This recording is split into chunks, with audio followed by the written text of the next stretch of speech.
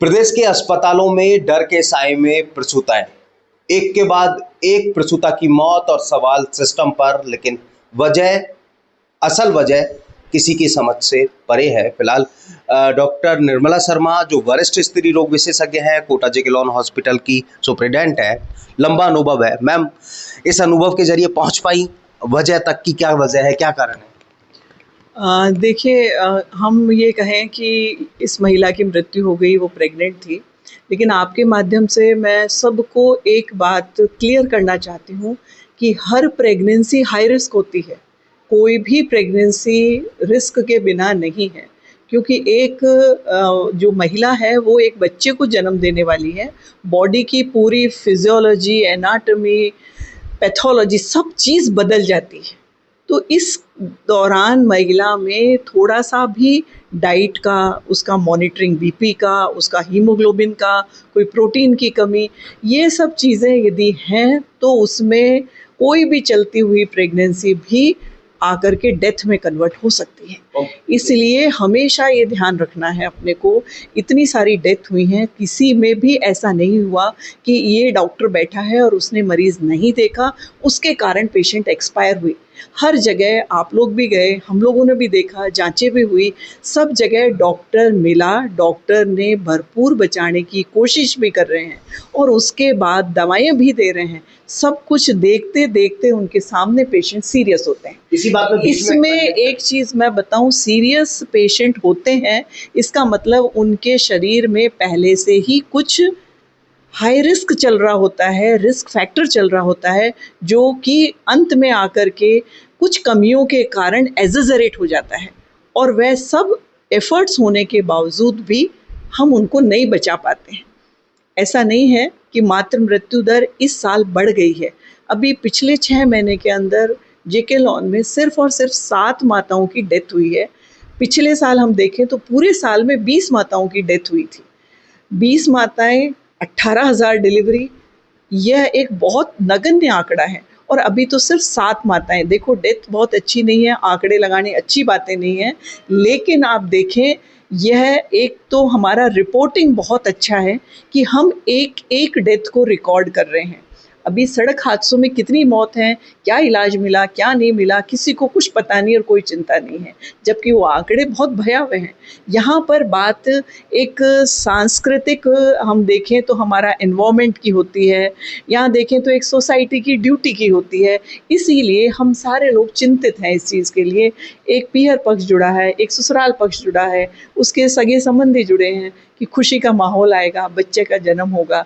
लेकिन आप सबको मैं यही रिक्वेस्ट है, खुशी का माहौल बाद में करना, पहले जो खुशी ला रही है उसको आप प्रॉपर डाइट दीजिए, प्रॉपर मेडिकल चेकअप दीजिए, प्रॉपर टाइमली उसकी विजिट्स कराइए एएनएम द्वारा। आजकल फैशन ये हो गया है कि नहीं, तेरे को तो मैं नर्सिंग होम में ही दिखाऊंगा, तो वो उस बच्ची को वहाँ ले जाते हैं दिखाने के लिए, जहाँ पर हमें नहीं पता कौन डॉक्टर बैठा है, कौन नर्स है, लेकिन वो सब 5 स्टार फैसिलिटीज़ दे रहे हैं, चाहे चिकित्सक की डिग्री है या चिकित्सक उस सुविधा में दक्ष है या नहीं। अब वो 9 महीने तक तो ऐसा ही दिखा के और आखिरी में सिर्फ आते हैं कि भाई कॉम्प्लिकेशन हो गया, रात में साहब वो अस्पताल खुला नहीं था, हम तो सीधे यहाँ ले आए।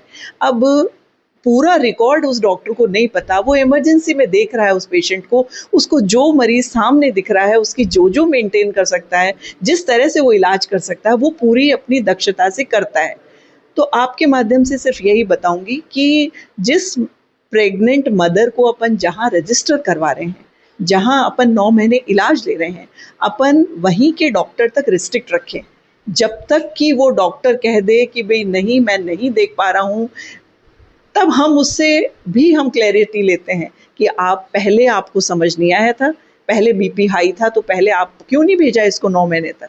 किसी की आवल नीचे है, किसी का खून की कमी है, तो हम आखिरी तक किस चीज़ का इंतजार कर रहे थे? आपकी ओवरऑल बातों से मैं ये इस नतीजे पर पहुंचा कि कहीं ना कहीं कॉम्प्लिकेसी वो साथ में लेकर के आते हैं और उसे टॉलरेट करते रहते हैं और आखिरी में जाकर के वही एक बड़ा कारण बनता है। लेकिन आपसे पहले भी हमारी बात हुई, कोटा के जो घटनाक्रम रहे, तब आपने कहा था कि इस बात को लेकर के हम भी चिंतित हैं और एक्चुअल में क्या रीज़न है इस पर हम नहीं पहुंच पाए। क्या मेडिसिन रिस्पॉन्सिबल है, क्या कोई इलाज में नेग्लिजेंसी हुई है, ओटी प्रोटोकॉल जो है वो फॉलो नहीं हो रहे, वो उसमें कहीं ना कहीं अब चूंकि हम बाद में बात कर रहे हैं तो इसमें कहीं आगे आप बढ़ पाए?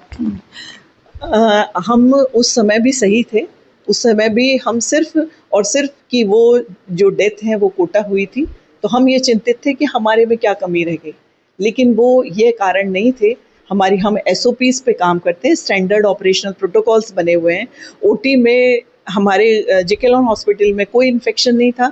लक्ष्य के तरफ हम सर्टिफाइड हैं। लक्ष्य सर्टिफिकेट सेंट्रल गवर्नमेंट उन्हीं को देती है जिनके पास एक लेबर रूम और OT की उच्च मानदंड के कार्य के जो भी निहित प्रोटोकॉल्स हैं वो प्रेजेंट होते हैं।